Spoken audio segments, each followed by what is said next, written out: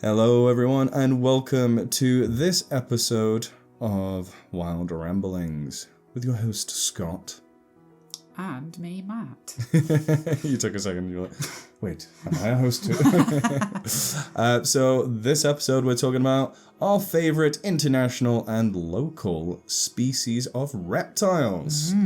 And to take us away with the first one, it'll be Matt's favourite UK reptile. Yeah.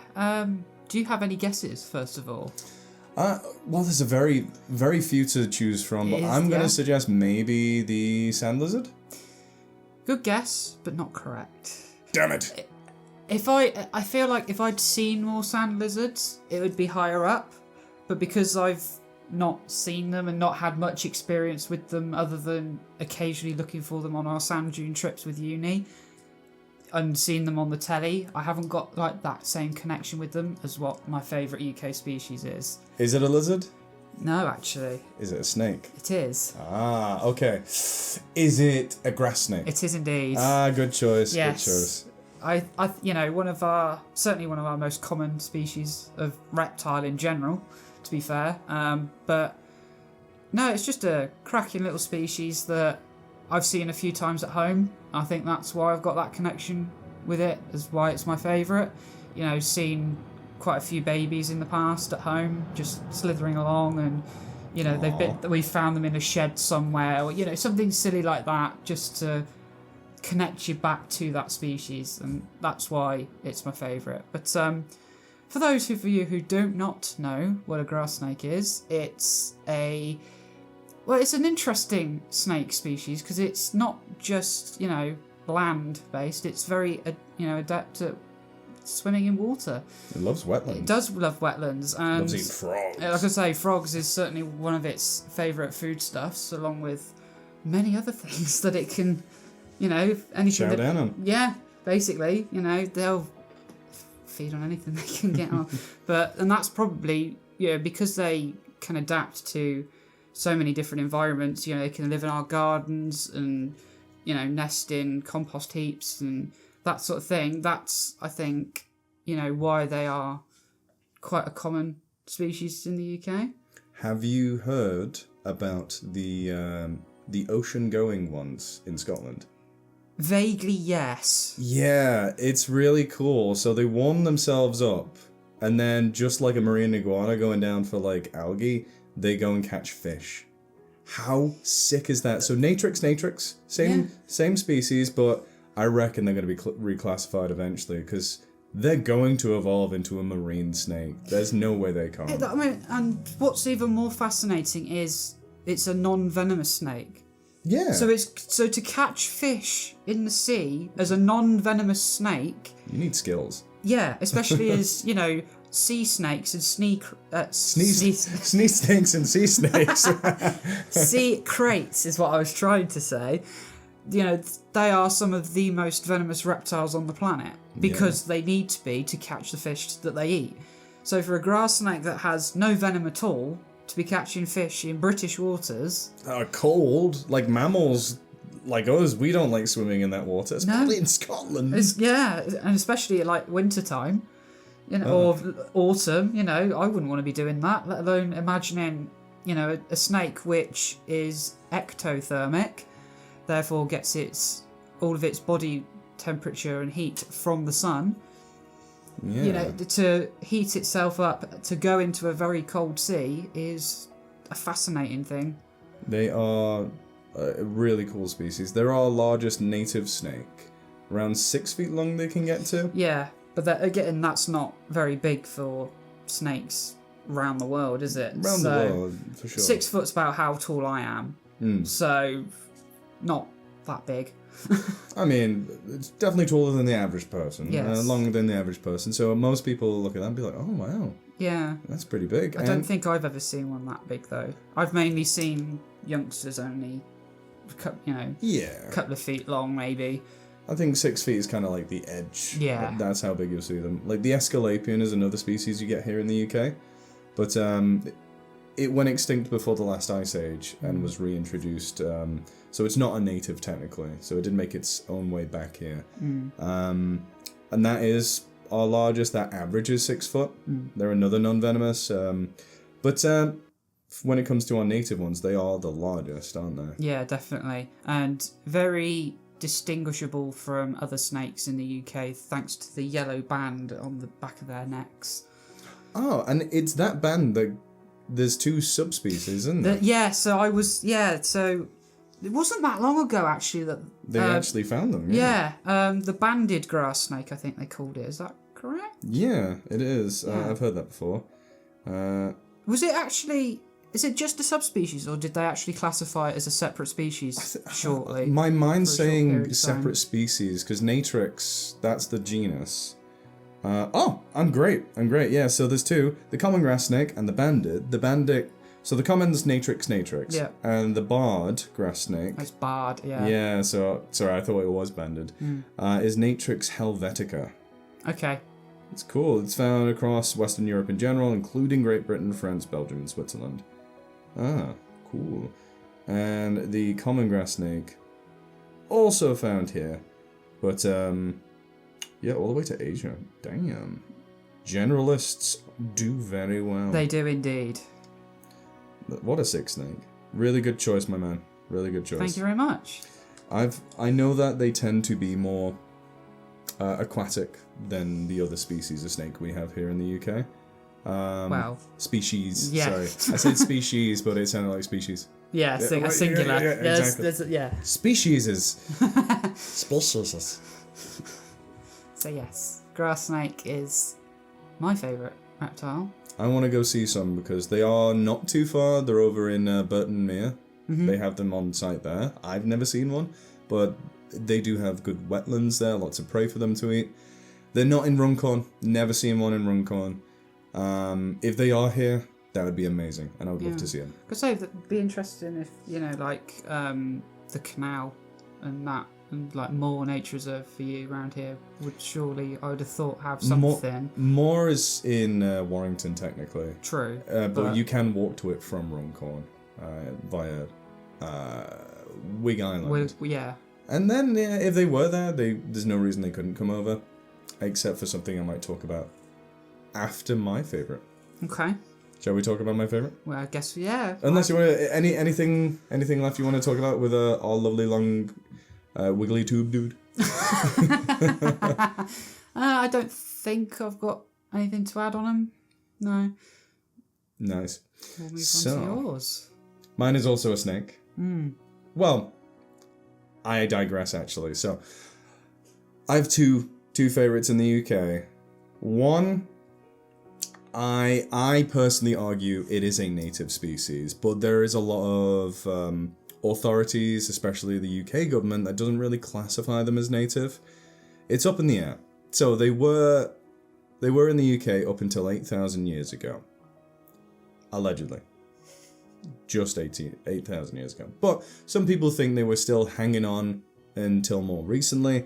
This is the European pond turtle. I'm a massive fan of Emys orbicularis. This is an incredible species that used to be found all the way from Britain across into Russia, and it is still found in Russia and mainland Europe today, with a few different subspecies or phenotypes, different coloration, adapted to slightly different environments. But you got these animals that can live in Russia, they can live in Germany, so they easily live here, and I, up until recently, had a few as pets. But because I plan to move from this area, maybe to somewhere a bit too cold for them to breed during... sorry, not breed, but is a little bit more of a risk to them, because they never really found their way up into Scotland, which is where I'm looking at. I didn't want them to be put at risk, so I found them a home with Celtic rewilding, which are working with that species, and they are looking at how likely it is that they'll be able to be reintroduced into Britain, because they perform a fantastic role. They're like the vultures of our waterways. They help keep them clean, especially in mainland Europe, where you can see them doing this anyway. They eat carrion. They help keep down on carrion, because we don't have any crocodiles or alligators or any large predatory scavengers in the waterways of Europe. except for turtles like these guys. They're not very large, about the size of a juvenile red-eared slider, which is a common pet that you can find in the UK. A lot of the terrapins you find, they will just be ones from America. I've got one in the garden right now. I haven't been able to rehome her, and she's a lot hardier than people give her credit for. She's from, I think, Georgia? That's where her species is found, but probably a few other states in America. She's a European... No, sorry. She's a yellow belly slider, which, again, really impressive they can survive here. Can't breed yet, so they're not invasive. Anyway, I digress. European pond turtles, they can fulfill that role of cleanup crew, which is vital, especially in our rivers, which are all pretty dirty. Almost all of them. But the one that will not be contested, which is 1000% a native species, is a snake known as the adder, which is also our only venomous reptile within the UK. Vipera birus, scientific name. I love memorizing scientific names. It makes me feel smarter than I actually am. These are actually little guys. They're really small, much smaller than the grass snake. How big do you say that? About that big? I'd have thought they'd be longer than that. We have some at Chester Zoo, and they're about like 1.5 foot long at the longest. Crike. Have you never seen one? I haven't seen a wild one. I've only seen them at the British Wildlife Centre in Surrey. Ah. So I don't. This is again another reason why it wasn't up for contention for my favourite species, because I don't have that connection with it. That's where most of my British favourites is that close connection to them, which makes complete sense. Unfortunately, I've never seen a wild snake in the UK, ever. Not even in Wales, where I've seen the only native reptiles in the UK that I've come across, which have been the common lizard and the slow worm. Yeah. Like I saw my first slow worm with yourself over in Clascadian. Yeah. But never saw a snake, even though they do live in areas that I frequent, that I've gone to. I've just never seen them, which is a massive shame. And the Eurasian, is it Eurasian or European adder? I think it's European. Yeah. European adder. They're magnificent. They also showcase melanism, which is really awesome. You can get fully black adders. Yeah. Hence the name of a very funny comedy group. Absolutely. Very famous in the UK. Indeed. But Vipera birus is found throughout the UK. It's actually supposed to be our most common snake in the UK. I think it still technically is. All the way from Cornwall in the south up to the Highlands of Scotland. They're pretty tough cookies. They can withstand the winters by brew mating, just like the grass snake can. If you are a snake in the UK, if you're a reptile in the UK, you have to be pretty tough to deal with our unpredictable weather and our not so great winters. But this snake is not very big, and its venom isn't incredibly potent either. It uses its venom on smaller animals. If it's lucky, comes across a lizard and hunts that. But most of the time, it's on small mammals. Little mammals like shrews, voles, mice. Probably not rats. Rats are too big for it. A rat would probably eat it if it came across it. Quite possibly. They're also good at hunting nested, birds and nests, like the chicks. Maybe ground nesting birds. Certainly. Yeah, well, sure. I've seen ground nesting and also sort of like nests that are just slightly off the like ground. bushes and shrubs. That makes sense. Yeah. So because that's been captured on Springwatch a few times. I don't even watch Springwatch. But I haven't watched it for a couple of sometimes. years now, but yeah. That sounds really good. Yeah. There's I think they're thinking of doing it all year round now. Something like that. Country Watch or something? Country Far? No, not Country Far. I've heard that they're actually doing the opposite and scrapping Winter Watch. Oh, that's a shame. So it's only going to be Spring Watch. That's a topic for another day. Yeah, it is. Sorry. Well, that's why it's Wild Ramblings. Yeah, exactly. So I'm trying to think of other things to talk about. One thing I like about this snake, even though I've never seen it in the wild, I've seen it in captivity as well, in Chester Zoo. Lovely habitat next to the sand lizards, where there's like a male and a female, and the female is like beautiful black color. They're just very striking. They always look grumpy though. They always look like they've got a frown on their face, but they don't want to hurt people. As I said, their venom is not very effective. If you're a healthy adult, you've got nothing to worry about if you get bit by an adder. Obviously, if you do have health problems or you're a child, shout out to the children listening to this. Sorry for our swears on occasion. Then it can be a little bit more serious, but it has been likened to bee venom for its severity. So I think there's only ever been one recorded death in the UK to an adder bite, and the reason why it happened was the person left their coat on the floor. The adder went in because it thought, oh, somewhere nice and warm. Yeah. The person then came back, put the coat back on, and it bit them near their heart. Oh, that's very So the unlucky. venom was so close to very that. direct. Yeah, Yeah. and I think that's what got them in the end, was because the proximity to the heart. And I don't know if they were maybe on like beta blockers, or they may have been on so some it's medication. like a perfect storm. Yeah, so. But that's I've heard that story many years ago. I haven't heard of another instance. Yeah, I remember Steve Backshall got bit on Deadly 60 by an adder and his ankles swelled up. They do cause swelling. Yeah.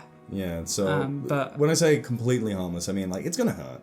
Yeah, it'll hurt, and if you, like you said, if you've got any sort of medical condition that then that's something to worry about a bit more. Or especially if it's a child which has got a smaller body, which means the venom goes around the body a lot quicker. Yeah. Then might be something to worry about more. But And I think dogs are more vulnerable than humans, but even then it's not like incredibly dangerous, especially to larger dogs. But again, it's a case-by-case basis, and people live with venomous snakes all across the world just fine. My soon-to-be wife, Julia, grew up in Florida, where there are a good few venomous snakes, and she played with them when she was a kid. She's cool as nails, tough as nails, cool as anything, which is really interesting. And a lot of people do live with much more dangerous snakes, and the danger is only really there if you harass them. Exactly. Because snakes don't want to waste their venom on an animal they can't eat. It takes a lot of energy to create venom. A lot of energy goes into it. And for a reptile, energy, you need to make the most out of that.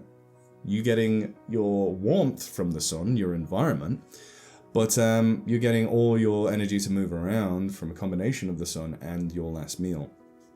So if you waste your venom on an animal you perceive as a predator, because that's what they do, if they think they're about to be eaten by a human, because they see us as a big potential threat, they will bite in self-defense, which will cause localized pain and give them a chance to slip away. That's why snakes bite. Not because they think we're going to be tasty. It's just very silly. But I can understand why there's that instinct a lot of people. My mum has ophidiophobia, the fear of snakes. She will not even look at a picture of a snake. I wanted to get a little pet eel as a pet when I was a kid. She was like, nope, too similar. Looks too similar. I was like, it's not a snake though, it's a fish. Doesn't matter.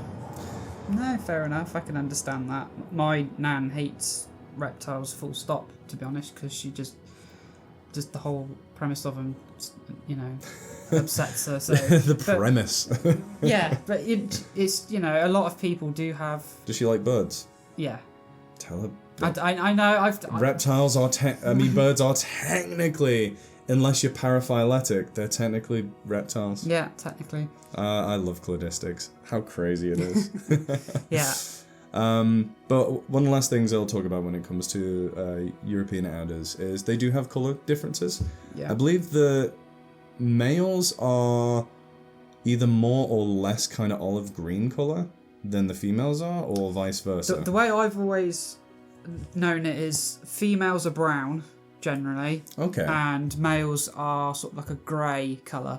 Okay. That they do display sexual dimorphism. Yeah, which is not typical for a reptile in general, but it is interesting to see. They also look a little bit like our third snake, which can get an honourable mention, Indeed. Which is the smooth snake. Our smallest snake, very, very teeny tiny, very cute. But also the rarest snake in the entire country, which is very sad. They got very similar patterning.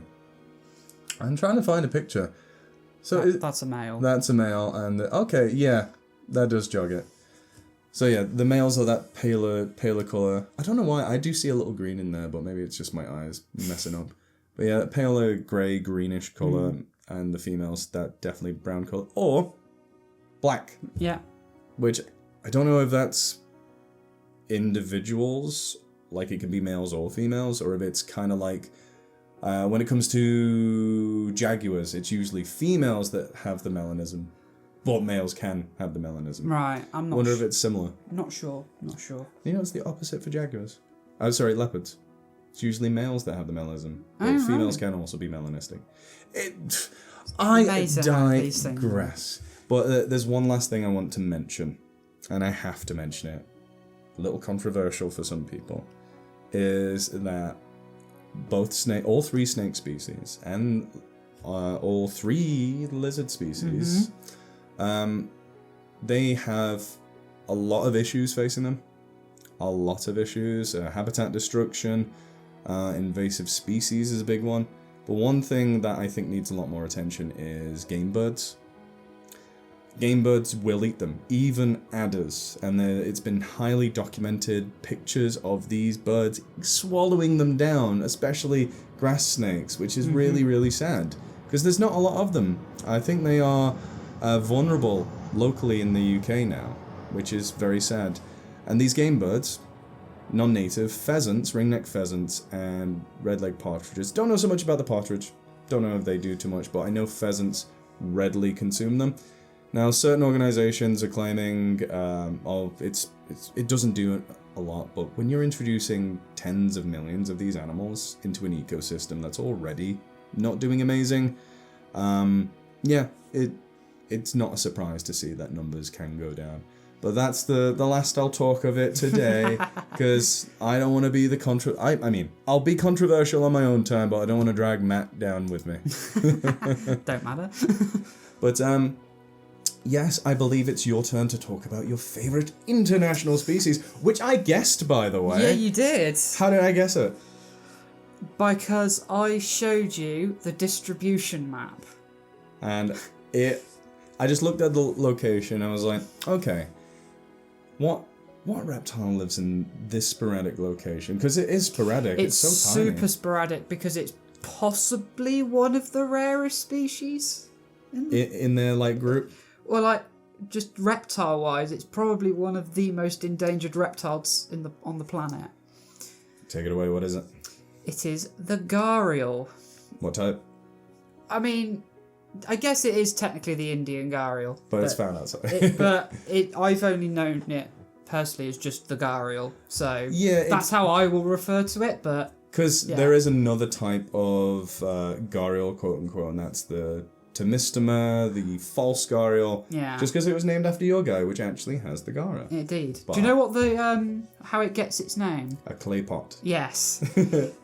Yeah, so if you don't know what a gharial looks like, it's a very long-snouted crocodile, if that's the correct word to use. It's not a crocodile. It's a crocodilian. Yes, crocodilian. But it's got a... It looks like a crocodile. It does, yeah. But really long... is snout the correct word? Yeah, really long, thin snout. Extremely thin. The thinnest of any crocodilian. Yeah, absolutely. And the sort of... What's the blob on its nose? Well, how else do you... Growth, it almost looks like? It's a gara. Yeah. That's why it was given its own name, because it's so unique. Yeah, there's a clay pot called a gara, and it looks so similar on this feature on the nose of the gharial that's how it got its name. So this species is a fish-eating species, which is why I believe it's got the really long snout and really thin. It makes it a lot easier to catch fish with. A bit like the river dolphins. They've got an elongated nose and are catching fish in murky water. So I guess it's probably the same premise for the gharial as well. Yeah, it's similar to plesiosaurs as well, but instead they went with their entire neck. You can get in amongst a shoal a lot easier and then snap onto it. Yeah. But with gharials, they have that really nice thin snout, despite being one of the biggest crocodilians as well. Yeah, they are. Almost like a ton in weight. So, yeah, and females grow up to about a maximum of about 4.5 meters. Males up to about 6 meters maximum. So, That's a big crocodilian. That is huge. That is a huge dude. Yeah. But they are critically endangered, which is the rarest a species can be without being either extinct in the wild or extinct completely. So, and if you are to look this species up, look at the distribution map that Wikipedia supplies, because it makes horrifying reading, realistically. It does. And it's so sporadic. That's what worries me the most, is because it's so sporadic, the gene pools are going to be tiny. They got to be tiny, haven't they? And the only way that they could ever increase numbers would be captive breeding programs, by taking some individuals from those populations and putting them together and then re-releasing, or just moving one translocation from one location to another. I think that's what a lot of organizations do with African wild dogs, which have the same issue. A lot of their habitat's been destroyed and they've been persecuted, and they can't, even though they travel really long distances, they physically can't get from one population to another to ensure the population into perpetuity, because it's just too small and there's too many things in the way. So hopefully they can make habitat corridors, restore their wetland habitat, and breed them in captivity, because what an animal. Indeed, and one of the reasons it's my favourite, not just because they look ridiculously weird. It's only the males with the gara as well, isn't it? True, yeah. But the other reason is they sound hilarious. Have you ever heard the clips? No, I haven't. Should I look it up? It's almost a squeak. Aww. I think it's the juveniles when they're really young, or even still in the egg, or just hatched out of the egg. They sound ridiculous. Okay. It does not sound like a crocodilian at all. So they do something called acoustic signaling. Let's see. It's one of the weirdest squeaks for a reptile. Like a pop. Sort of. Because apparently the males do it. That's how they.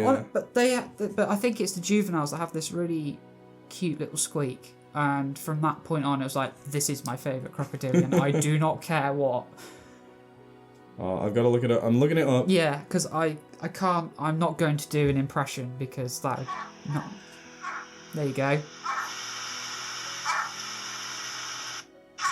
The filter's really loud in this image. I mean, the video. It is the weirdest noise I think I've ever heard from a crocodilian. That is not a gharial noise. That's a slowed down tiger. Who are they trying to kid? Damn you, YouTube Shorts. Is this you? Doesn't mean it's a beauty. And one thing I love about them is they're a great example of niche partitioning. Yeah. Because they don't just exist in isolation. They live alongside another large crocodilian, the mugger crocodile, and they get on just fine. They often bask side by side, because the mugger crocodile is a big generalist. It'll eat large animals. It might occasionally eat fish, but it's got almost an alligator-like snout, the mugger crocodile, because it eats a wide range of things. It's got a very strong bite.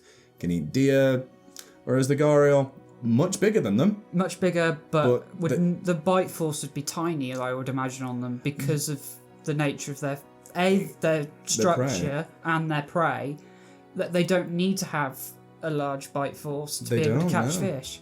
And if they were to try and bite something larger, they literally break their jaws. Yeah. There is countless images of gharials that literally bit off more than they could chew. And their jaws have just given way. Like the top jaw or the bottom jaw is just gone. Yeah. Or at least snapped in half. But there was a train of thought that was kind of like that. They are so big and they're so aquatic they can't do a push-up. They are the only crocodilian that can't walk. They have to slide themselves onto the banks, and they can't push themselves up and walk. Unlike their cousins, the Sunda gharial, the Tomistoma, Schlegelii. I'm still good. Which can walk and, do the proper crocodilian gait, but Gharials, true gharials, Indian gharials, they're so hefty and they're so specialized for water. They're like, nah, sliding on my belly's fine. I'm going penguin mode, bro. No, seal mode. Seal mode, yeah. But no, they're just, as growing up as a kid, and you watch all of these programs, and then just this ridiculously weird crocodilian appears on your screen, and you're like, what on earth is that? What are you doing, And bro? then it makes that sound, and it's like, how can you not love it? Like, it's got a face only a mother could love realistically. But harsh, but kind of true at the same time. But they're a cracking animal. But Wait, when does that mean I'm a mother because I love it? And you're a mother too? When did this happen? But when you've got 110 teeth to fit into your snout, you're not going to be the prettiest, are you? I suppose not. But it's needed for what they need it to do, so you can't blame them. Exactly. Now, going from one crocodilian To another. Exactly. To one of the largest. The largest. The largest reptile alive today. It used to be my favorite animal in general until I went through a phase and never left it on wolves. It's very weird. My favorite animals are wolves, and then it's crocodilians in general.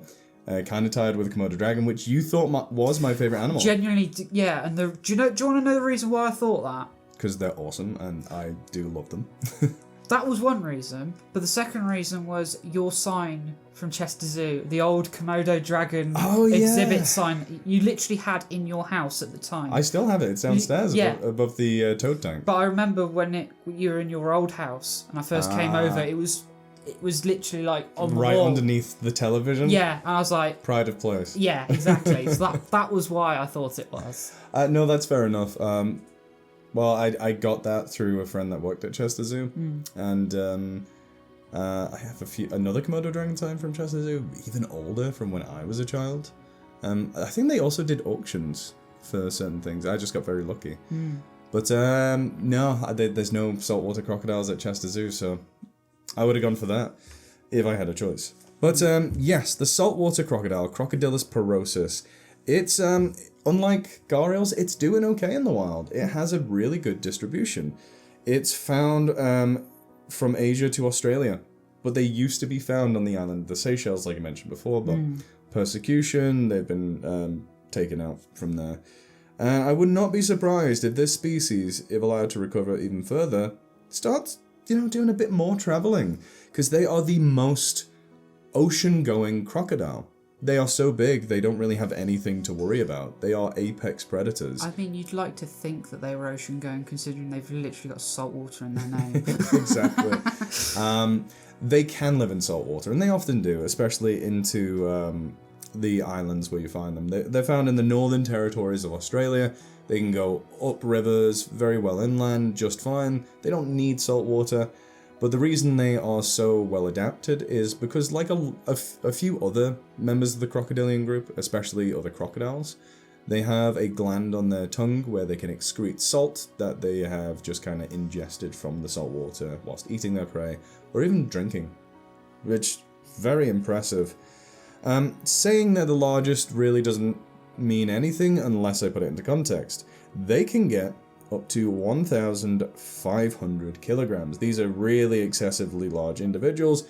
Usually it's closer to the 800 kilogram, 900 kilogram range, but they can get pretty big. And the largest one ever recorded was one that was 21 feet long.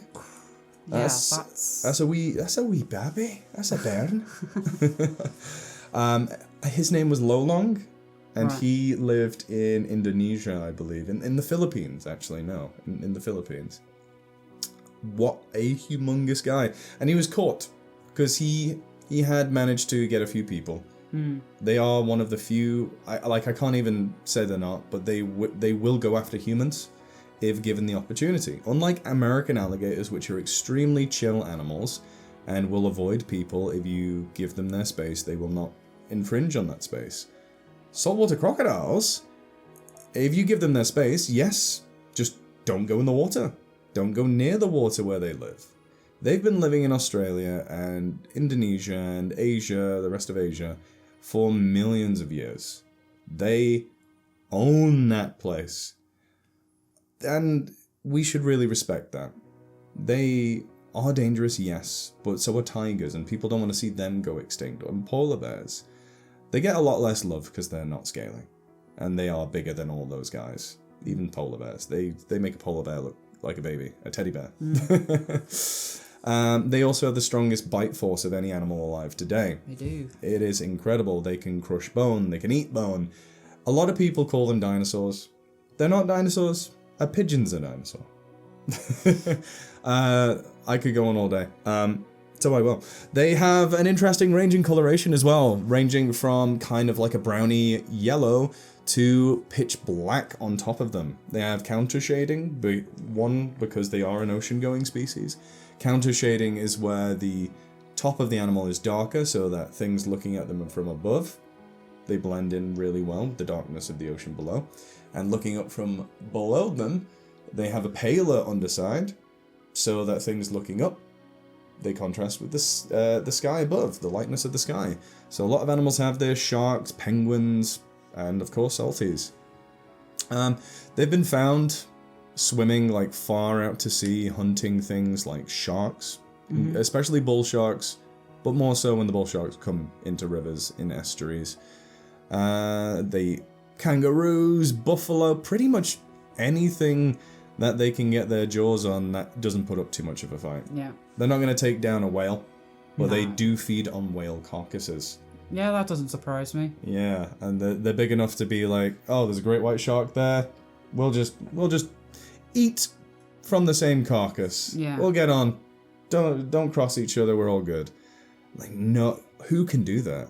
What other predators can just say, all right, I'm going to share waters with this other big apex predator and just have kind of mutual respect for one another. Yeah. So cool. The only thing that I think could take them in a fight, really, is like an orca whale. But orca whales, I've never seen them or heard of them go after crocodilians. I've not heard of it. I mean, they take all sorts of, variety of prey around the world. Including great whites. Yeah. That'd be mainly the South African Yeah, the ones in Australia they're like, nah, mate, you're all right. I'm gonna go after these fur seals instead. Yeah, absolutely. So, yeah, I've not heard of them going after any crocodiles at all. I would imagine, like, since crocodiles don't go into tonic immobility, that's what they take advantage of when it comes to great whites and other sharks. If they grab a hold, the croc can turn around and deliver a devastating bite. Even if it doesn't win the fight, it could cause a crippling injury. Yeah, and plus, most of the prey that an orca would take is soft-bodied. They're far from soft. Exactly. They've got... That's super crunchy. Yeah, they've got hella good protection, so... Oh, yeah. Do you want to talk about their osteoderms? Because you also have that in your favourite animal as well. No, I'll leave it to you. No, it's okay. The bony plates. So crocodilians, every single species of crocodilian, and also Komodo dragons, also have with Komodo dragons, it's teeny tiny bones in their scales. But with crocodilians, they're kind of like plates of bone, literal bone in their scales that protect them from their own prey, but also from predation, especially whilst they're a lot younger. And a lot of the smaller species, they'll get protected. Now, almost all crocodilians only have this on their back, though there is a species, a few species. I think Chinese alligators and dwarf crocodiles have it all over their body, so they have armored bellies. But salties, they're so big, they don't even bother. They've never needed to have it on their undersides. So keeps them nice and limber. Yeah. So they're able to move around pretty easy outside of the water. In the water. Pretty slow on land. Bursts of speed. I'm going to say most crocodiles are not overly fast on land. Except the Cuban. Yeah. Have you seen them? I know of them, but I've not seen...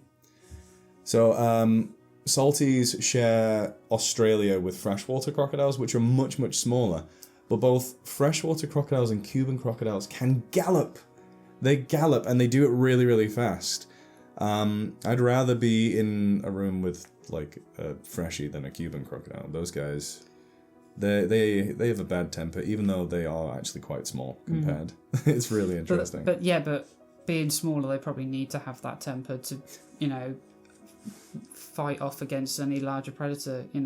I think they were one of, if not the largest predator in Cuba for the longest time, and they are still mainly aquatic, but they're probably the most terrestrial of all the crocodiles, which is fascinating. Fascinating. There's a word I never say. No, never. But reptiles are a group very near and dear to my heart. I've got more tattoos of reptiles on my body than I do of mammals, which is interesting, I think. Or is it? No. 1, 2. We'll stop. I'm not going to count them. But no, reptiles are certainly very cool. Not an area that I've studied wildlife-wise that much. I mean, I helped you a little bit with your reptile surveys at Plascadian that you mentioned earlier. But that was like one of the first times I'd really done it properly, I suppose. It's fun, isn't it? It is, yeah. I think, we, as British people, we don't, because we've got so few reptiles, the majority of British people probably are a little averse to them. Either averse to them or don't have much interest because they're not going to go out and see them very often. Exactly, yeah. Whereas, people in other countries where reptiles are everywhere. Yeah. May either have a greater appreciation or at least a better understanding so that they know how to avoid species that could kill them if they got too close to them. Yes, like I mentioned before, in Florida.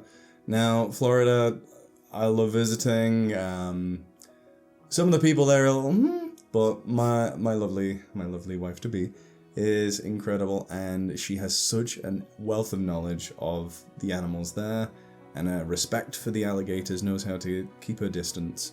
And a lot of people do in Florida, and they also have a saying, like, you can always tell if there's like a body of water that has an alligator in it, because it's wet.